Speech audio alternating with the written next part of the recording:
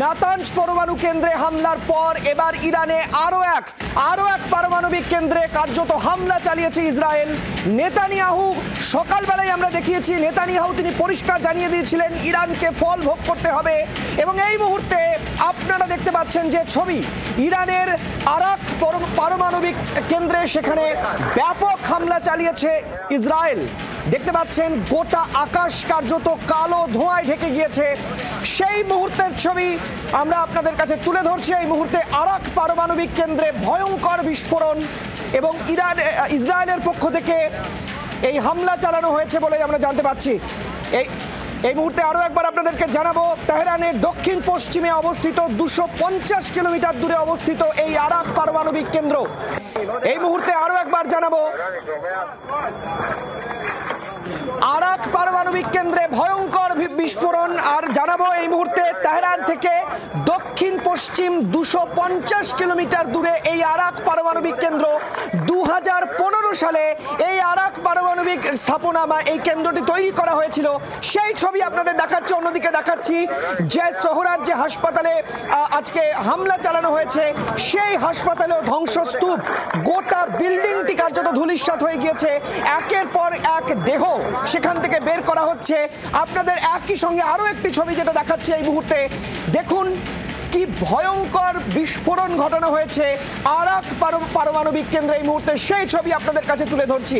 একটি নয়, দুটি মিসাইল অ্যাটাক করা হয়েছে। দেখুন সেই ছবি, দুটি মিসাইল অ্যাটাক করা হয়েছে।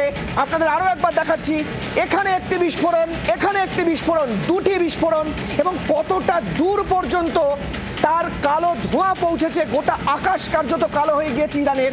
তেহরান থেকে 250 কিলোমিটার দূরে এই পারমাণবিক কেন্দ্রে হামলা চালানো হয়েছে। এই মুহূর্তে সবচেয়ে বড় খবর, জি24 ঘন্টা মানেই যুদ্ধের প্রথম খবর।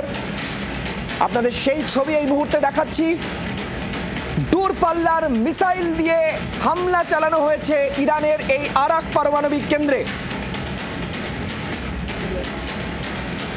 2015 সালে এই পারমাণবিক কেন্দ্রটি তৈরি করা হয় এবং আজকে সকাল থেকে কিন্তু ইসরায়েল বলছে এই হাসপাতালে হামলার পরেই কিন্তু ভারী মূল্য দিতে হবে ইরানকে কিন্তু ভারী মূল্য দিতে হবে। এবং ইরান ক্রমাগত বুঝতে পারছে যে আমেরিকার কথা মতো না চলে কত ভুল তারা করেছে।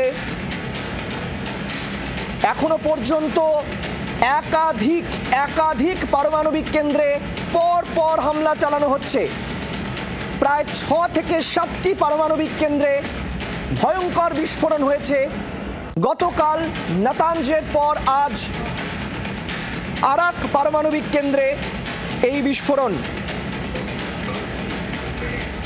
কর্নেল কৌশিক সরকার আমাদের সঙ্গে এই মুহূর্তে টেলিফোন লাইনে রয়েছেন। কর্নেল, আপনাকে স্বাগত জানাই জি24 ঘন্টায়। জানতে চাইবো, পারমাণবিক কেন্দ্রগুলোকে একেবারে টার্গেট ফিক্স করে হামলা করছে ইরান। উদ্দেশ্য একটাই, সমস্ত পারমাণবিক যে কেন্দ্রগুলো রয়েছে সেগুলোর ধাঁচা একেবারে গুঁড়িয়ে দেওয়া।